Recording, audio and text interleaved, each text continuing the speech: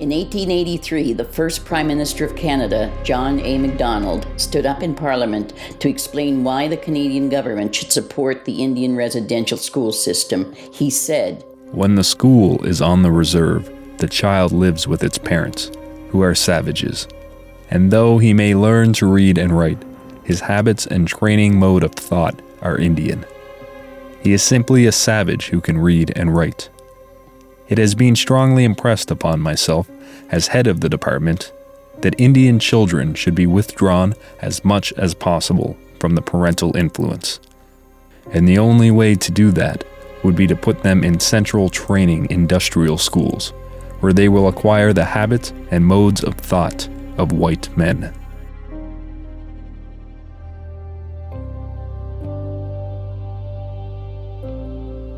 The way I see it is the way we as Listuguj need to have control over our own education. It's up to us to determine what's important for our children, what's important for our future.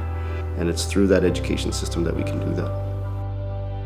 So right now we have a team of people that's going out and looking at the governance or the current setup in education right now. And we have quite a complicated system where there's different boards in different buildings that all affected education. Within education is still part of the Listugujewaq government. So I have an executive director I report to, and I'm all part of that structure. But with the LMDC, it has a board of directors, and that's who I report to with that structure.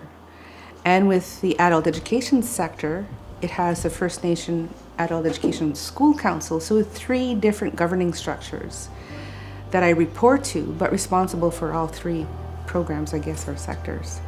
So it makes it a bit of a challenge. There's some really great things about the sectors being all together, even though we're separate on the books, if you will, we still all work together, and sharing resources and knowledge and skills is what's really good, as opposed to being all separate.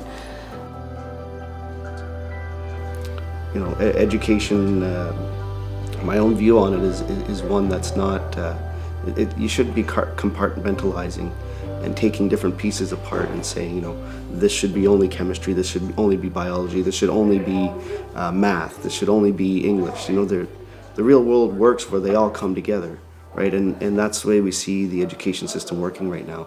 We can't separate it by age or necessarily need. It's all about educating our people. So they all need to be working together. if we continue to operate under the process that we're using now, there's a disconnect, and we need to reconnect. We need to reconnect ourselves as a people. We need to stop saying just because funding comes from this department or that department that we can't work together. We need to go beyond that if we're going to realize this vision. Well, that's what makes it so exciting, right? As soon as we're together as one, and we are having that common vision, and we're all working toward, our strategic planning is all working together toward the same common vision. And that's what makes it exciting, because part of the plan is to have, is to create a curriculum development unit, as an example. And that unit would service the Listuguj School. It would service training that's being offered at the LMDC in vocational training. It would service adult education. It would even go so far as to service the school in Campbellton to say, hey, you know, this is how we want you to teach our children. It would just make it administratively a lot easier and to move forward in that common direction in education. But again, it needs to come from community. That direction, whatever it may be, needs to come from community. So at this point, what we're trying to do is determine what is it that the community wants. How do we want to govern our own education? You know, it's not a simple answer that we're going to get tomorrow, but it's something that we have to go out and talk about and develop and learn and create as a community. I'm an administrator. That's what I am. So I see structure. Obviously, I want to build structure. I want to build policy. I want to build strat plans. I want to do all of that. But without the voice of the people, it's going to be meaningless. We can't have a top-down approach. That's not who we are as Mi'kmaq people. We all need to work together. So the community has to be involved. They have to tell us what they want for education. And then we can move forward and develop it.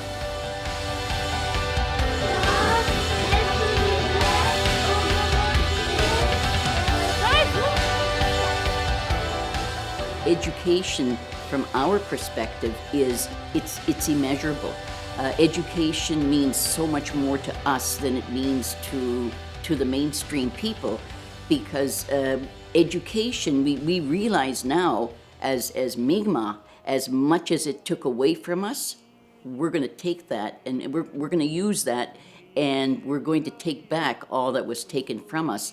And that is manifested in a song by the late Chief Jack Wiseout, who wrote a song in Mi'kmaq back in the late 1960s saying exactly that we've been dishonored for so long. But he had a vision back in the 60s. He saw exactly what's happening today. He saw that our children were going to get educated. He saw that they were going to start questioning, the systems that had been imposed on them. He saw that they would learn to read and write and become lawyers and judges and, high officials.